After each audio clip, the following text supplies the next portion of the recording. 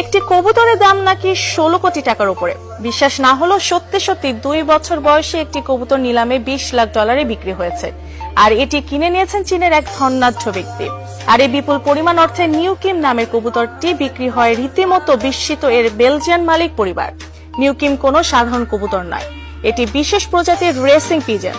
এই প্রজাতির কবুতরের কাজ হলো ওড়ার প্রতিযোগিতায় অংশ নেওয়া। সাধারণ কবুতরগুলোকে 100 থেকে 1000 দূরত্বের কোনো স্থানে ছেড়ে দেওয়া হয়। সবচেয়ে আগে উড়ে যে বাড়িতে পৌঁছাতে পারবে সেই বিজয়ী। এতে মোটা অঙ্কের অর্থ মেলে তার মালিকের।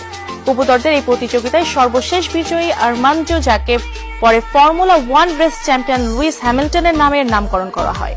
নিউ কিমো 2018 সাল থেকে বেশ কয়েকটি প্রতিযোগিতায় জিতেছে এবং এরপর সে অবসরে গেছে। অবসর জীবনে সে বেশ কিছু ছানার জন্ম দিয়েছে। চীনা যে ধনী ব্যক্তি তাকে কিনেছে তার শখ হলো রেসিং পিজন সংগ্রহ করা।